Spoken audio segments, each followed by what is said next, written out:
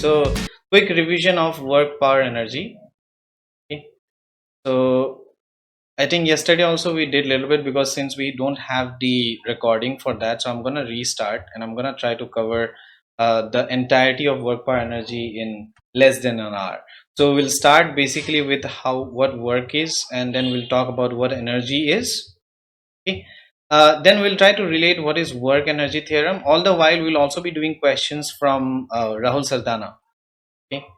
So work energy theorem based questions. Once we are done with work energy theorem, I want to talk about conservation of energy. And conservation of energy. Now, conservation of momentum was already done in NLM. Remember, for NLM also we'll be doing one segment like this, probably tomorrow or day after tomorrow, where we'll try to cover as much as we can for Newton's laws of motion in 1.5 hours. And there we will also cover conservation of momentum. But today's idea is conservation of energy, so we'll be doing a lot of questions on that. We'll wrap up the chapter by talking about collisions, and at the end we'll also talk a little bit about what exactly power is. Okay, so this is the flow. This is the flow of this chapter. This is what's going to happen, right? So without further ado, let us quickly start on what exactly work is. So I have done this before. It's very, very simple. Work is a scalar quantity that is given by force vector dot displacement vector. This is the one formula that you have to remember.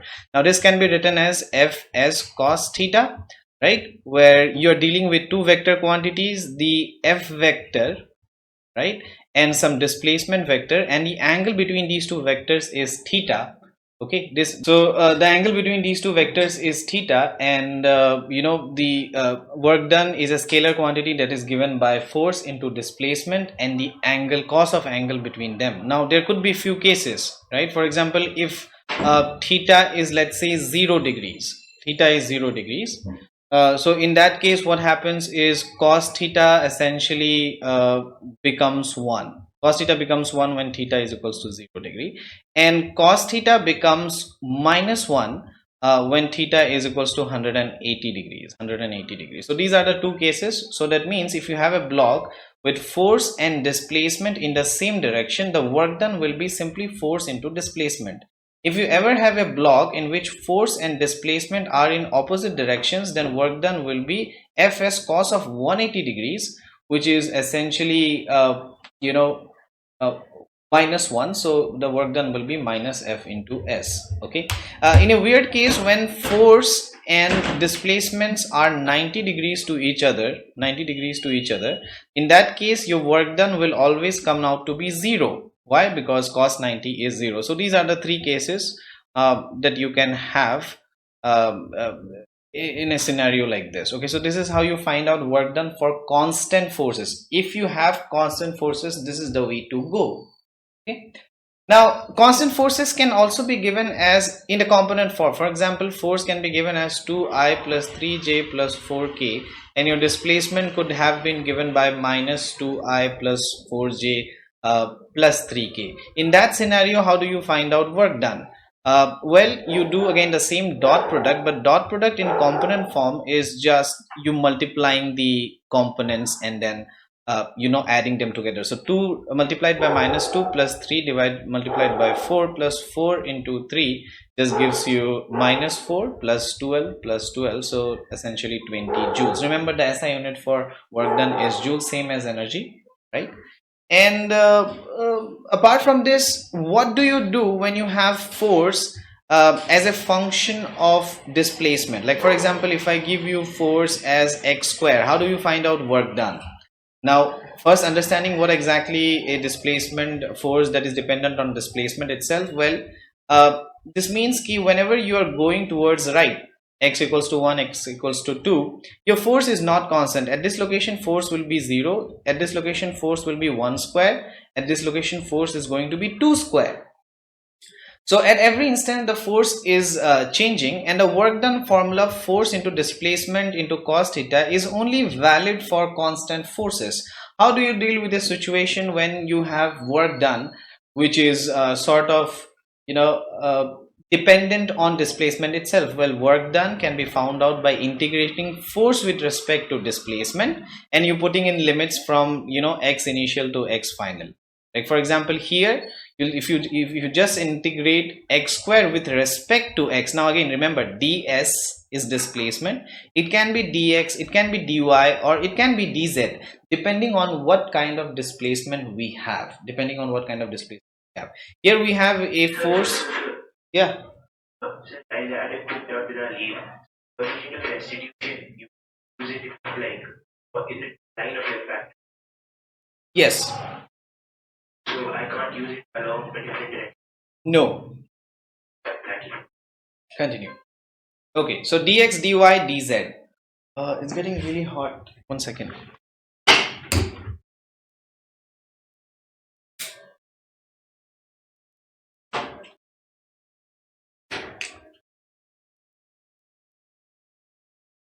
Okay, so continuing on to this integration here. Integration of x square is essentially x cube by 3, and if I integrate it from, let's say, 0 to 2 meters, here we are going from 0, 1 and 2, you'll essentially be ending up with 2 cube by 3 minus 0 cube by 3, which is nothing but 8 by 3.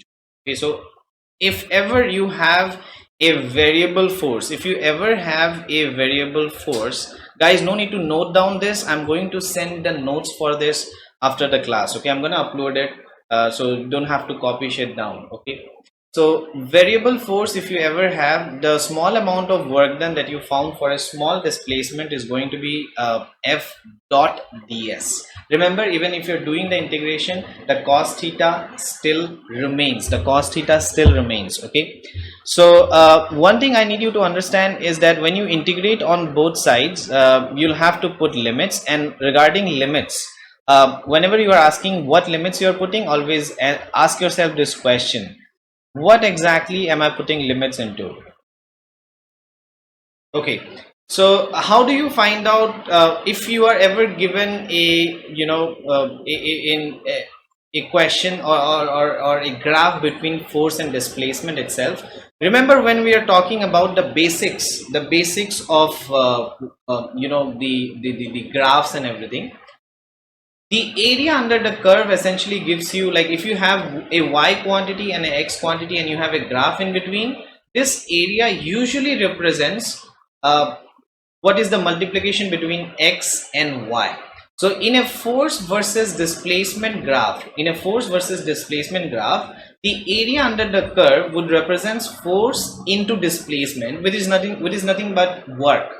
Okay, also integration, when you are integrating force with respect to displacement, this usually means you are trying to find out the area under the curve. That's like the basic definition of what integration is, right? So in here, if you want to find out work done, you have to essentially find out the areas. But when you're finding out the areas, you have to be careful here that this area is sort of negative, right? So we know that this base right here is 2 and this height right here is 10. So can you tell me this area right here? What is this area? It's going to be half into base into height, which is nothing but 10 joules, but with a negative sign. So I'm going to write minus 10 joules because this is below the x-axis. The work done here is negative. Now let us try to figure out this area right here. This area first, this triangle. Again, we know that this base is 2 and this height is 10. So essentially it will have the same area. So let's call this A1. So A1 will be essentially just 20 joules. Oh, sorry, plus 10 joules. So because it's like essentially the same base and same height, the area is going to be just same. It's just that it's going to be positive. So let's call this A1. And what about this rectangle though? This rectangle has sort of like a base that is 2 and height that's 10. So area A2 here is going to be how much? Well, the area of a rectangle is length into breadth. So 2 into 10, 20 joules plus 20 joules is going to be the area. And this area is going to be how much? Well, again, it's the same triangle. So A3 is going to be just plus 10 joules. So if you add all of these values, the net area is going to come out as 30 joules. Okay, which is nothing but the net work done by this force when the particle moves from -4 meters to +4 meters. I hope you understood this. Let's do one more question. Okay, let's do one more question. Let's do a difficult question, like someone like this. Okay, so let's go for this one. Again, give it a bit. I have changed the slide. Please let me know if this is visible. Guys, I am using like a very complicated setup where I have connected two of my computers, so I will not be able to watch your chat because I'm also recording this for YouTube. Okay, so if you have anything to say, just say it out loud, then only I'll know. So I see someone using chat, so please avoid typing in the chat. I won't be able to look at it. So yeah, please let me know if you have tried this. Again, not more than 2 minutes, guys, not more than 2 minutes. Okay, so we have force, we have a given force. This force is given as 3 times x square I cap plus 2 times y of j cap. So it has essentially 2 components. Okay, now remember, in physics you don't have to get worried about multiple components, and the reason for that is because you can solve them separately without a care in the world, because you are dealing with a scalar quantity first. Okay, and you can find out the work done along the x-axis, because the displacement, you will see that the displacement is happening from 2 I cap plus 3 j cap. So you know the initial x component, initial y component, and when you do the final displacement also has like a initial component, x component, and final y component, final x component and final y component. So you can pretty much treat everything, like everything related to x you can treat it separately, and everything related to y you can treat it separately. So the work done along x-axis will be integration of f dx, right? But remember, I have to take only the x component, and the reason for that is because remember, it's not f into ds, it's f dot ds. So even if you try taking the x component along y, it's never going to yield to any kind of a work done, because when you do that dot product, the angle between the x-axis and y-axis is 90 degrees. So even if you take the force along x-axis and displacement along y, that work done will always be 0, because cos 90 is essentially 0. So it makes sense for us to just take the x component with the x component and the y component with the y component displacement, right? So in case of x component, we have 3x squared dx, and this time the limits will be from and let me color code this one. This is from 2 to 4. Remember, only along x you have to see, because I'm finding the work along the x-axis. So it's going from 2 to 4, right? And work along y will be integration of 2y, because the y component of force is 2y, right? And this time, guys, tell me what is going to be the components limits. It's going to be from 3 to 6. Awesome. It's going to be from 3 to 6, right? So when you integrate this, 3x squared becomes x cube by 3, but 3 and 3 cancels out, so you just end up with x cube, and then you have this 4 and 2, and this one just becomes y squared, and you have 6 and 3. So if you have to plug these values in, so I'm going to move this slightly to the left. Okay, so if you plug these values in, you get 4 cube, which is 4 4 is 16, 16 4 is 64. 64 minus 8 gives me 56 joules, I believe. And correct me if my calculations is wrong. Okay, and this is 6 6 is 36. 36 minus 9, I think, will be 27. And again, please let me know if I made any calculation error. 36 minus 9 is 27. Yeah, it is 27. Now, how do you add these two work done? Now, because you have come from an NLM background, there is a chance for some students to square root and square these values. 56 square plus 27 square ka under root. I've seen this happen in students. But please understand, come out of NLM, work done is not a vector quantity, it's a scalar quantity. To net work done will be simply the addition of work done along x plus work done along y. You don't have to vectorially add these two values, because they are not vectors. Okay, they are They are not vectors. Okay, so if you have any doubt, again feel free to ask. Okay, so let us do this question. So a block of mass m is suspended from the ceiling by a lift of a lift by a light rope. So let's quickly draw this. I want a rectangle. So this is like the lift that we are dealing with, and I'm gonna make this question slightly smaller so that I have space to do this question. So this is like the lift, and from the ceiling of the lift is a block which is hanging from it, okay, so that's equals to m, and the lift is going down. So this lift is going down with an acceleration of g by 2. It's going with g by 2. Calculate the work done by various forces. Okay, well, I am going to do this by pseudo forces, okay, because we are in a non-inertial frame of reference. This is from NLM, and if you don't have idea of what NLM, what pseudo forces is, well then good luck to you. No, not that. Please come tomorrow because I'll be talking about pseudo forces tomorrow.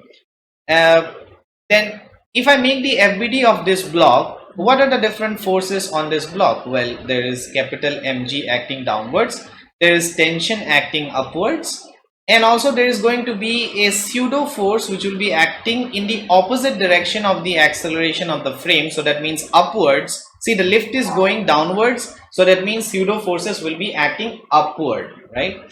So if you remember what pseudo forces are, then pseudo forces are forces which are kind of fake, hence the name pseudo, and it always acts opposite to the direction of the acceleration of the frame. So if the frame is going downwards, then pseudo force will act upwards, right? So it is acting upwards, and its magnitude is going to be mass of the block and acceleration of the frame. So it's going to act upwards like this, right? So now the question is, if the block comes down by a value of h, what is the work done by the various forces? Well, the work done by mg would be just mgh, right? The work done by tension would be T into H with a minus sign, and the work done by the pseudo force will be minus mg by 2 into H. I think this is it. Okay, so this is all the work done. So this is work done by mg, this is work done by tension, this is work done by the pseudo force. Okay, can we find out what is the change in kinetic energy? Well, see, if you are inside the lift, then the change in kinetic energy of this block is essentially what? It's zero, right? Because the block is not moving anywhere. And I have to imagine myself inside this lift only, because I have considered pseudo forces. Pseudo forces will not exist from the ground frame of reference. So if I like, the question was very simple, like these are the three work done, but if I had to extend this to write an equation of work energy theorem, which we haven't discussed yet, but because it's like a revision class, so I am assuming all of you know the basics of it. Work energy theorem says that the change in kinetic energy is work done by all the forces, right? And this is zero from the lift's perspective. So mgh minus mgh by 2 minus th is going to be equal to 0. So this is also sort of can be used to figure out how much tension is, which is nothing but mg by 2. Okay, so yeah, multiple different ways of finding out answer. Work energy theorem also yields the same result for tension. You can actually find it using the second law from a ground frame of reference also. You can find out the same tension. So yeah, give yourself the room to experiment, try different ways to find out tension. There is one way where you solve it using NLM from inside the lift, from outside the lift, right? In all those cases, the tension has to come out to be mg by 2. So there's a little bit of idea right there to experiment. Okay, the more you experiment in physics, the better you get at it. Okay, then the next part, I think that's enough about work done. I want to talk a little bit about energy.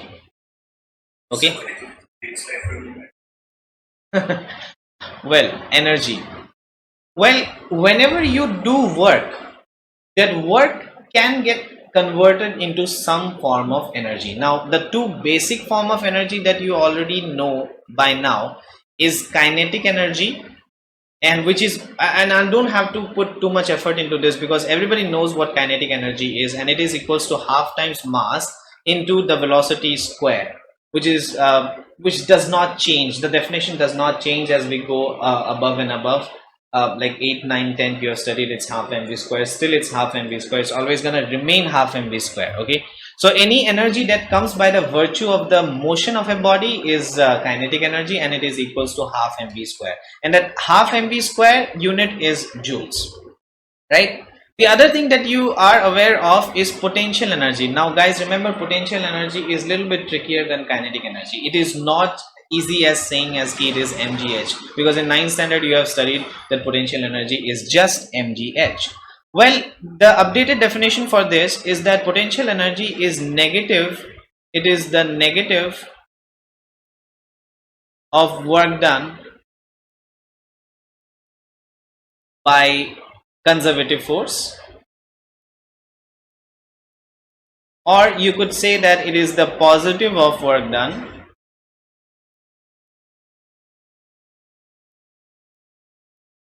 against the conservative force.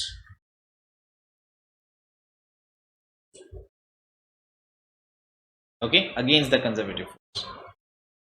Now the question here is that, okay, we have the updated definition. How do we apply? And also remember, whenever you are talking about potential energy, you have to talk about the reference line. This is another important point that you need to remember, that potential energy, absolute value of potential energy makes no sense, right? It does not have any meaning to it, because if I say a body is at certain height and you say it's 10 joules potential energy, that same body at the same height could have a different potential energy from a different perspective. Like for example, from the top of a table it may be 10 joules, from the bottom of the table it will be 20 joules, right? So without a reference line, potential energy does not make sense. So potential energy is like the usual formula mgh is what we need to derive first. So when you raise a block of mass m by height of h,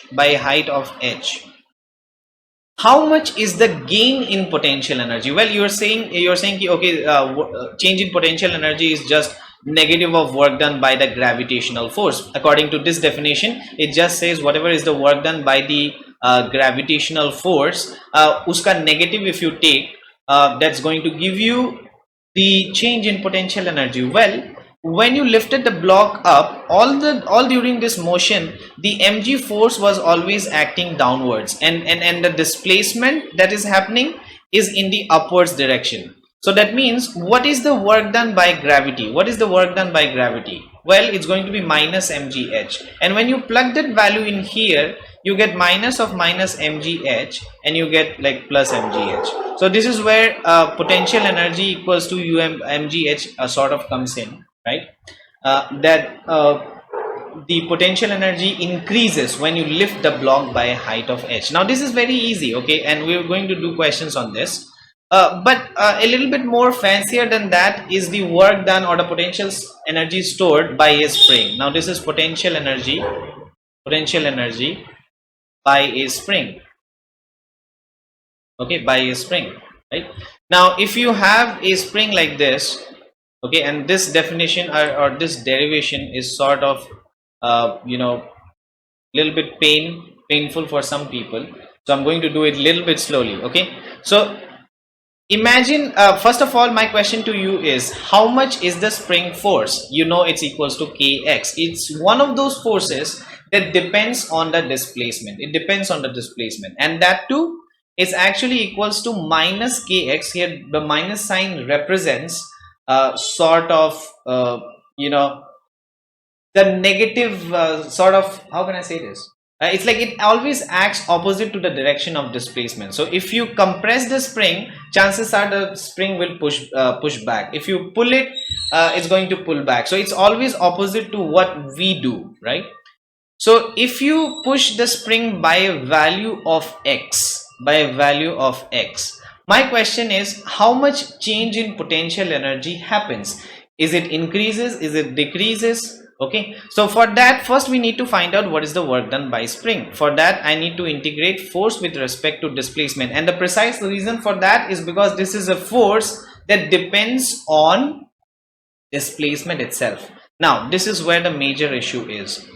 F, it's not F into dx, it's F dot dx. My question to you is this: when you compress it, work done by spring will be positive or negative? For that, for you to be able to answer that question, understand that whenever you are compressing the spring will apply a force in this direction, whereas you can see the displacement is actually happening in the opposite direction. So that means when you eventually do this dot product, you're going to end up with integration of minus kx into dx. This minus kx minus is coming not because you had a minus sign in front, because remember, this is not vector multiplication. This minus is coming because of the logical fact that force and displacement are in opposite directions. I hope that makes sense, right? So that means the integration of this is going to be minus kx square by 2, minus kx square by 2, right? But you have to put the limits. Let's say it is going from some initial value x initial to x final. Now when you plug in the values, now minus k by 2 comes out of this integration, and you will have x final square minus x initial square. Okay, now this is the work done by the spring. This is the work done by the spring. How much is change in potential energy? Well, it's negative of work done by the spring, because that was the definition, which is change in potential energy is essentially negative of work done by the spring. So minus of minus k by 2 into x final square minus x initial square. So this is nothing but half of k x final square minus half of k x initial square. This is the change in potential energy. Now if I consider the mean position to have zero potential energy, then the potential energy at any compression x, okay, now in this same formula, what I'm going to do is I'm going to take x initial as 0, because that is considered as the reference line for spring potential energy. Okay, now that is going to yield us the result U is equals to half kx square. So that means if a spring gets extended or compressed from its mean position by a value of x, it is bound to store a potential energy that will be given by half kx square, half kx square. Guys, try this question.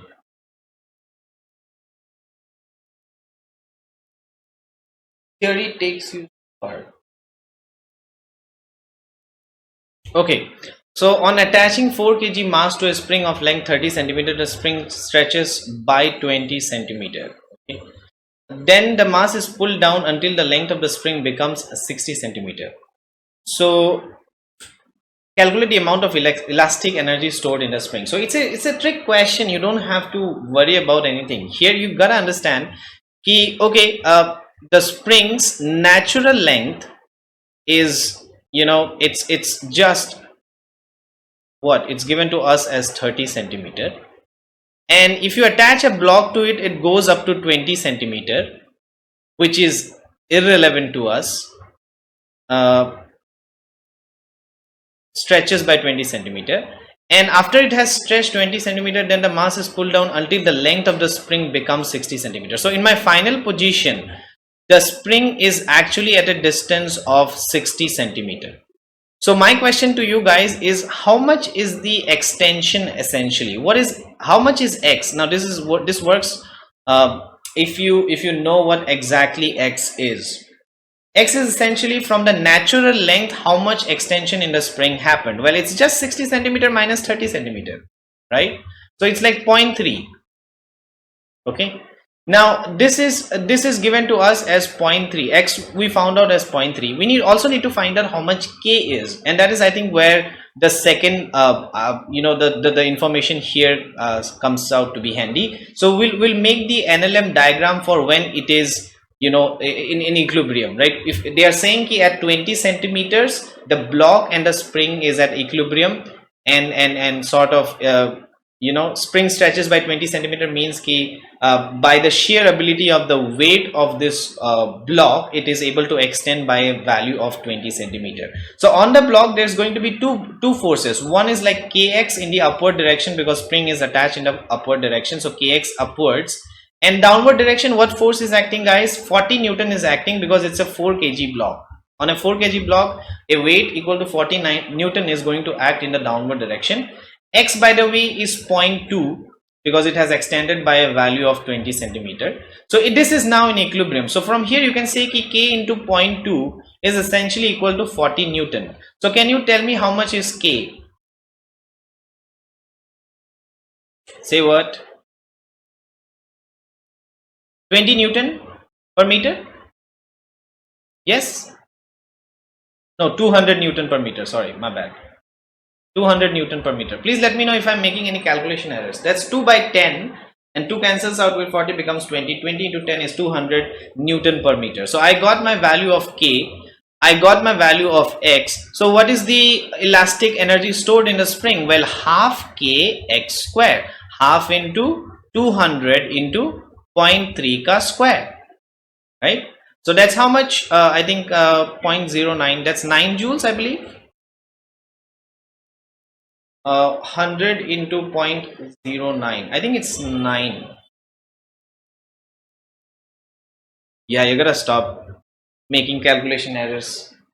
Okay, take your time in the calculation, there is no hurry. Okay, so this question needs to be done using work energy theorem.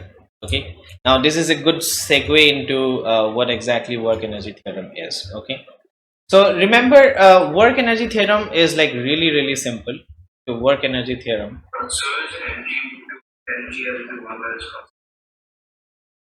something like that. Work energy theorem is essentially, it says ki work done by all the forces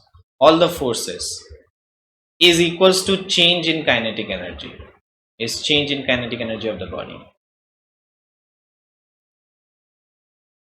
Okay, so this is something that you have to remember. Okay, work energy theorem says ki work done by all the forces. Now this not all the forces, it's like work done by all forces, by all the forces is change in kinetic energy of the body. As simple as that. Okay, now it has major applications though. Like for example, in this question, if you talk about the different forces acting on this block, let's talk about the different forces acting on this block. There's going to be tension like this, like when it is at a certain angle from the mean position. What are the different forces acting on this? Well, there's going to be obviously the mg force, which is acting downwards, right? There is this applied force F, which is in the horizontal direction. There is also this tension force, which is always sort of acting along the string away from the body, and it is always towards this point. Okay, this point being the center of rotation, and the path that the ball takes is like, it's like this, like the circular path. Now my question to you is, what is the work done by tension? What is the work done by tension? Work done by tension is going to be 0 because tension during this entire motion was always 90 degree to the displacement. So work done by tension is always 0. What about work done by mg? So mgl into 1 minus cos theta. Now if you remember what exactly this came from is, again let me explain one more time. If you make a right triangle like this, this is L, this is L cos theta. Okay, now we know from here to here the total length. Okay, let me draw this, like here to here the total length is still L. So if I want to see how much did the block rise, like this height, the height between the bottommost position and this position is essentially L minus L cos theta. Now I'm able to do this because work done by like gravitational force is a conservative force, and I don't care about all this path in between. I just need to know how much elevation happened between this point and this point, and that essentially is nothing but L minus L cos theta, which is L. So hence the work done by mg is this much. Work done by force is something that we need to figure out, but in the question they have said which brings gradually. Okay, so when they say gradually, that means there is no change in kinetic energy. Okay, and the change, like initially it is at zero velocity, finally also it is at zero velocity, so essentially the change in kinetic energy is zero. So from work energy theorem I can say that the work done by tension plus work done by mg plus work done by F all should add up to become zero. So work done by tension is zero, work done of F is something that we need to figure out, and work done by gravity is just something that we figured out, like we wrote it right here. So work done by friction will just be the negative of this. So that's how you do this question. If you have any doubt, again, please ask. If you have any doubt, you can ask. Okay. Now, I want you guys to do something a little bit more difficult. Okay.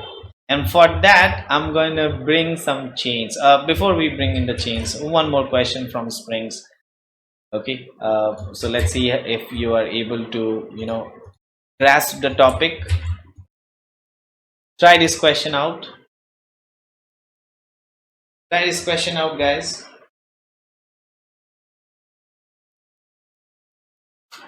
Okay, forget the first part. Can you tell me the extension in the K2 spring? Oh, come on. You can do this. Tell me the extension in K2. Well, the only forces. See, if you talk about K2, then K2 is only acted upon in the downward direction. The only pulling force acting on this is essentially the M2G. M2G is essentially equals to K2 into X. If you make the FBD for the block 2, M2 here, okay, the two forces acting on this in the upward direction will be K2X, and the downward direction will be simply M2G, right? So how much is K2X equals to? Well, it is equals to M2G because we are talking about equilibrium. They are asking us potential energy at equilibrium, right? Plug in the values and you will see that this is 500 and this is X. Mass 2 is 1 kgs and G is 10. So your X just comes out to be 10 by 500, which is nothing but 1 by 5, 0.02, I believe. Yes. Okay, so that's the extension in the lower spring. Okay, now yes. For the upper spring, can we take the total mass and then? Yeah. Also, like, why though? Why break the pattern? See, again, if I make the FBD for the upper block, there is only three forces acting. There is M1G. The spring is also attached to the top side, so it will be applying K2X in the downward direction, and there is going to be what, K1X from top, right? So again, you write the equilibrium equation. You write K1 into X is equals to K2 into X plus M1 into G, right? But K2X is how much? It's equals to M2G. So I'll just write it at M2G plus M1G. So yes, you can think of this like, okay, ignore the second spring. You can imagine M1 and M2 is sticking out only from K1, but you should also have the mathematical basis to do this. So for that, you have to understand you need to make those FBDs, right? So again, plugging in the values, K1 is 1500, X is something that you need to figure out, M1 plus M2 is 3, and then G is 10, right? So 3 5s are 15. So I think again X is going to come out as 1 by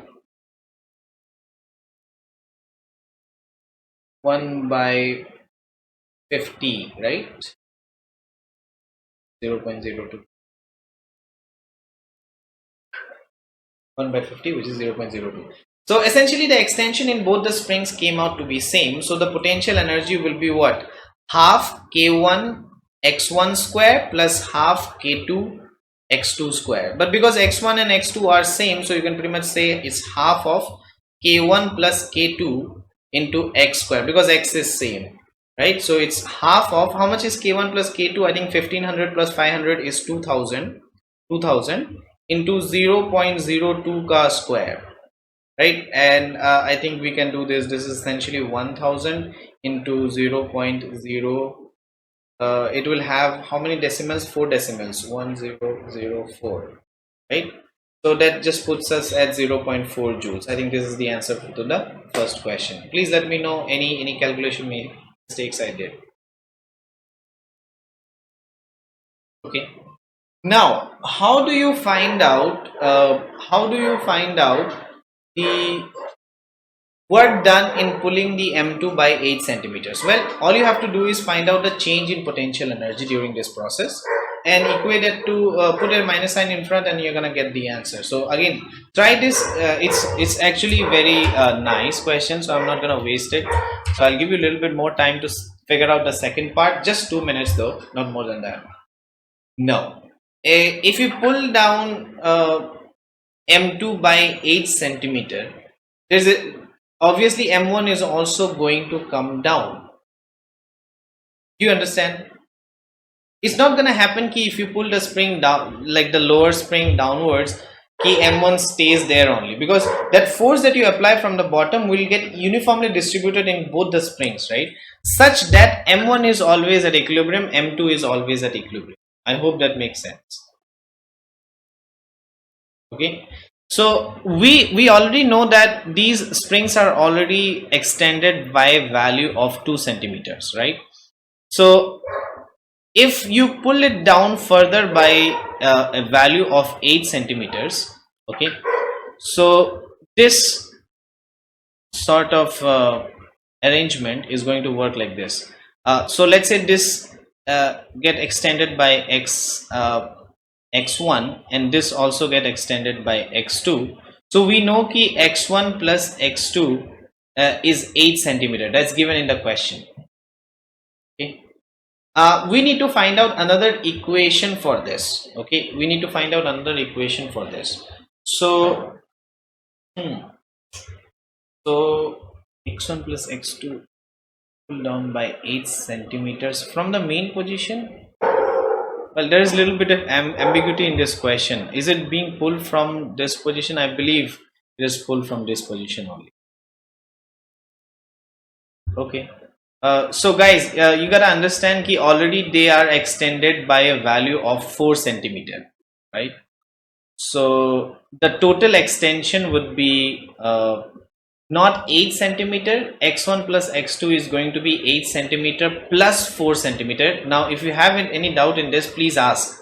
I feel like x1 plus x2 is not just 8 centimeter, it's 8 centimeter plus 4 centimeter, because this spring was already extended by a value of 2 centimeter and this was already extended by a value of 2 centimeter. So x1 plus x2 is not just 8, it's 8 plus 4, which is 12 centimeter. So x1 plus x2 is 12 centimeter. Okay. Now the next part is this. Okay, you have applied some external force in doing so. In doing so, you have applied some external force. Okay.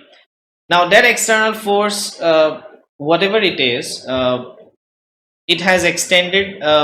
If I make the FBD for the M2 block, there's going to be F downwards, M2G downwards, and there is going to be obviously K2 into X2 acting in the upward direction. But for the M1 block, if I make the FBD for the upper block, the forces acting on this block are going to be like K2 X2 in the downward direction, K1 X1 in the upward direction, and this is going to be what? M1 into G.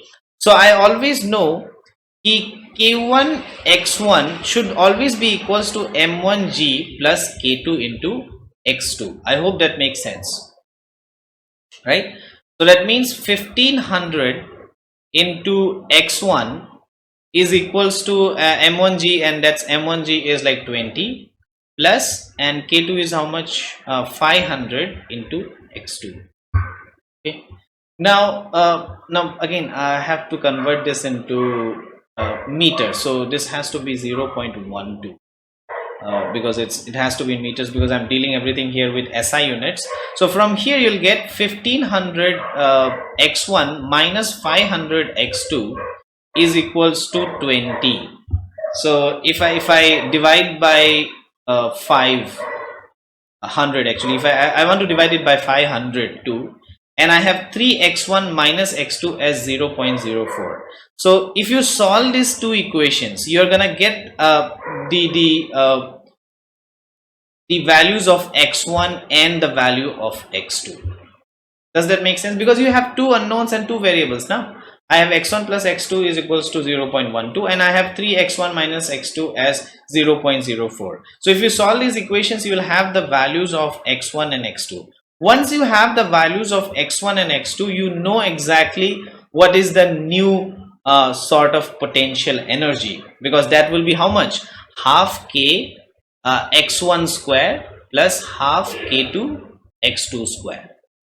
Okay, so this is the new potential energy. And in the previous question, I have found out the old potential energy, which was like half 0.4 joules. And in this part, when you have extended it further by a value of 8 centimeter, you have found out the new potential energy. So what will be the change in potential energy? Well, the final value minus the initial value. Once you have change in potential energy, can we find out the work done? Well, yeah, work done is negative of negative of potential energy, because remember the definition of potential energy, negative of work done by the conservative force. So if you want to find out the work done by the spring, you put whatever delta U you find out, you put a minus sign in front. If you want to find out the work done by the external force, you just equate it to whatever value you got as after finding out the value of x1 and x2 and plugging those values in. If you have any doubt in this, please ask. Any part you did not understand, feel free to ask in this. Sir, could you repeat that last part? See, do you understand ki once I find out the value of x1 and x2, I can find out the new potential energy here? Because I know the extension in first spring, I know the extension in the second spring. So after you have pulled it down by a value of 8 centimeters, I can find out the new potential energy of the spring, which will be half k1 x1 square plus half k2 x2 square. Does that make sense? Right? So this is the what can I say? This is the spring force because of the spring force, what is the new potential energy? Now, if you subtract the new potential energy from this old potential energy, you're gonna find out what is the change in potential energy, right? Yes. If you find out the change in potential energy, you can find out the work done by the spring.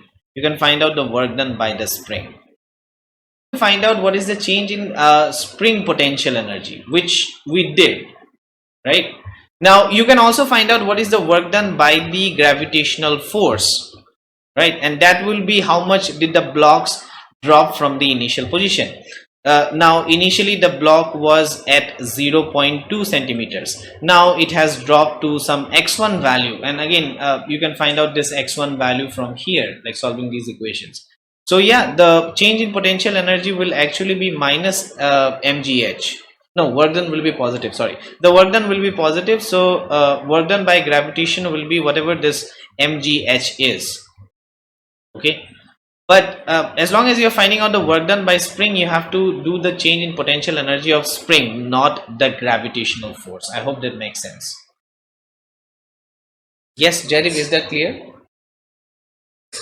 Okay, now once you have the spring and work done by the gravitational force, what you can do is you know the change in kinetic energy is 0, so you're gonna say something like work done by spring, work done by mgh, and work done by this external force F. All of them will be equal to how much? 0. All of them will be equal to 0. So from there you can find out the work done by the external.